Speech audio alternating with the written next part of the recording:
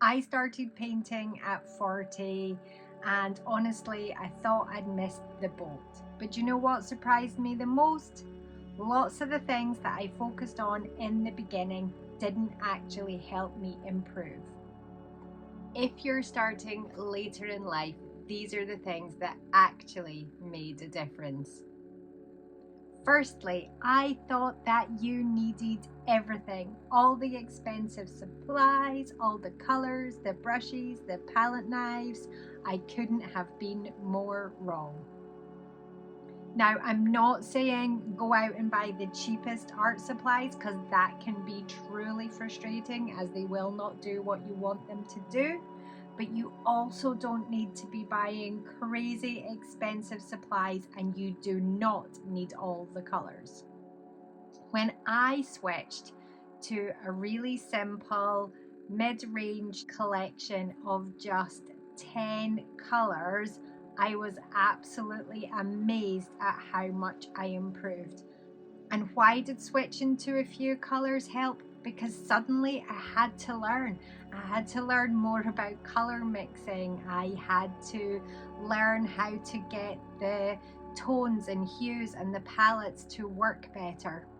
It allowed me to experiment, to play, and because my color palette was more limited, my paintings actually became more cohesive and more balanced because I began to fully understand how colors actually worked. So if you're just starting, limit your colors. I know it sounds a bit backwards, but it really, really does work. So get cozy, grab a cuppa, and let's talk about something truly magical. Another mistake I made was trying to make everything good, trying to create these perfect finished paintings every time I sat down to paint. Like, I put so much pressure on myself to create something that was nice that I kind of froze up and couldn't really paint at all. But the moment that I let go of that and allowed myself to be messy and to experiment and play, that's when I really started to improve. Because it isn't about perfection. You don't actually need to be good. It's just about playing and learning as you go. And here's something else that surprised me. When I painted every single day, it wasn't painting more that made me get better. It was actually when I found the thing that I was most passionate about and I painted it over and over again. So when I found my love for trees and woodlands and forests and fairies and mushrooms and all things magical, and I was concentrating on painting them in different seasons, different scenarios, color palettes, all the different ways that I painted them, that's when I got better. So if you want to improve faster, don't keep jumping from random idea to idea. Find one thing that you really love and that you're passionate about and just come back and paint it again and again and again. I'm not saying you need to paint that one thing for the rest of your days or only paint that thing, but the more that you repeat a subject, the better you get at it. Something I completely ignored at the beginning, hands up, I admit it, I did not do this. Sketching. I did not have a sketchbook practice when I started. I was too focused on paint on canvas, and I never got going with drawing. But what I had skipped was one of the easiest, most powerful ways to improve. Just a cheap sketchbook and a half decent pencil and allowing yourself to doodle and scribble, mark make, sketch, anything you like. The more you do it, the more you will improve. It will help your paintings, it will help your confidence, and it is just such the perfect way to get going. And the great thing is, if you don't like what you've done, you just turn the page. That's the most amazing thing about the sketchbook. There's no pressure to be perfect. So don't grab for your phone, just pick up a sketchbook, even 2 minutes. 5 minutes, waiting on the bus, on your lunch break, in the car waiting to pick up your kids, you name it, you won't regret it. Get a sketchbook, it will change your life. And here's the truth that not many people will tell you. Confidence doesn't come first. Please don't wait for that day that you will suddenly feel like starting. I know that I had in my head, there's going to be this perfect time at some point in my life when I can become a real artist. There will be less going on, less childcare, less something. I don't know what it was, but I was waiting for that day to begin. And don't make my mistake.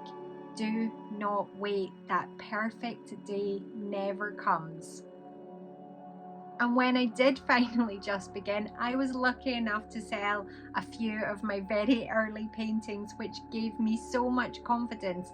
But if you just start, you will see yourself improving week on week, month on month, year on year. And other people will see you improving too. You don't need confidence to begin. Beginning builds your confidence. And yes, at the start, I copied tutorials. That is absolutely okay to do. Look on YouTube, look at my channel. I have got tons of free tutorials available for you, and copy them. You learn by copying, but here's a little secret tip. The shift came for me when I stopped copying exactly. Changing little details and mixing up colors, or my favorite thing is just watch the tutorial. Don't follow it step by step, just absorb all the information and the creativity from one tutorial, 2 tutorials, 3 tutorials. And then when you sit down at your desk or your easel or you open your sketchbook, take all that knowledge that you have learned and feed it into your own art, your own style. So definitely copy to learn, but then make it your own. Another huge turning point for me was working smaller. Big canvases just seem scary, too much pressure. You have to finish them over a few sittings, and that walking away and trying to come back, it was so difficult for me. So if you struggle with that too, or you find like you can never finish a canvas, or you start and it feels really intimidating because there's all this blank space to cover, then try painting small. Honestly, it is so playful. You can create something in one sitting. If you don't like it and you want to try another idea, it's really quick to start again. You can do lots and lots of little paintings, and it just helps you learn so quickly. So if you're struggling, try going smaller. And then there are simple things that I feel like nobody told me. Prepare your canvas. Honestly, just a couple of quick coats of gesso, let it dry, and then paint. It just makes the world of difference. Have 2 jars of water, so you've got one for mucky colors and one for fresh clean water or white paint, or have a little spray bottle so you can spritz some clean paint onto your palette. Don't sit and stare at a blank canvas. Take any color, your favorite color, and just get that canvas covered. It really helps you ground a piece and takes away the scariness and the pressure of staring at a blank white page. And here's something that I think really, truly matters. It's not about the outcome. It doesn't matter if it's good or not. It's about what it does for you. It's actually proven that creating reduces stress. If you are living in the past, you feel down and sad and depressed.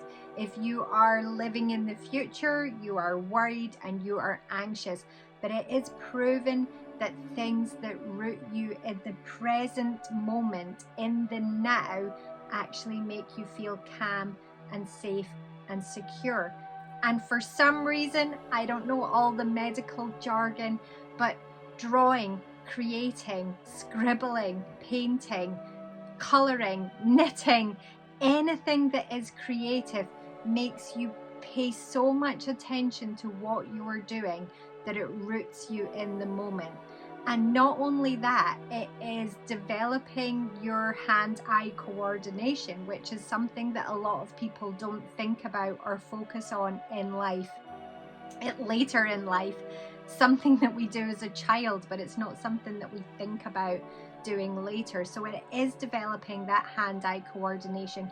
It is developing mobility, even though it feels like a very sedentary hobby if you're just sitting drawing or standing painting, but you actually are moving a lot of your upper body, and it does help with mobility and to keep you going.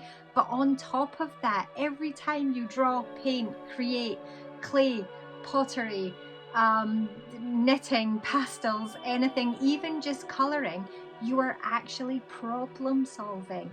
What colour am I going to use here? How am I going to fill that space? How is this going to work? All of these things are problem solving. So it is absolutely amazing for our brains, especially as we're getting a little bit older. It is just wonderful to keep your brain active. Learning later in life is one of the best things that you can do. So I encourage you wholeheartedly just to get started, because it's such a wonderful, wonderful journey. And art creates community. Creating creates community. There are so many fabulous little communities out there. I personally have a little online membership, and we do 2 live Zoom classes a month, and we have a cozy little private Facebook group where people can chat. But honestly, you will find locally, there will be little art clubs, there'll be cozy coffee and draw clubs. I know a little knitting group that meet at the local pub to do their knitting on a Tuesday. So you name it, you will find something, whether it's local or online. There is this wonderful community feel around all creative artsy kind of endeavours. And if you are worried that you are too late, then let me tell you this.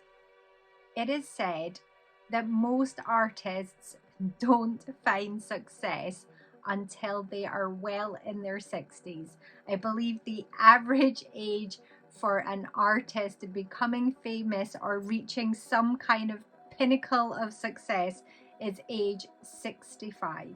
So you are not too late to begin, and there are many artists out there, world famous artists, hundreds of them, that did not start until they were in their 30s, 40s, 50s, 60s. There are even some that became wildly famous and they didn't start until their 70s and their 80s. So you haven't missed anything. There is still so much time. But more importantly, do it for you. Do it for your confidence, for your well-being, for your joy. Because painting can be a hobby, a career, a passion, or it can just be something in your life that's a little bit magical. So if you've been thinking about starting, this is your sign. I challenge you to grab a pen and a piece of paper and do a little scribble, do a little doodle, and just begin. One simple, tiny little mark, that's all it takes. Because you're not behind, you're not too late, you're just at the start of your own journey. And that's the most magical place to be. So remember, play, create, relax, and you will make something magical.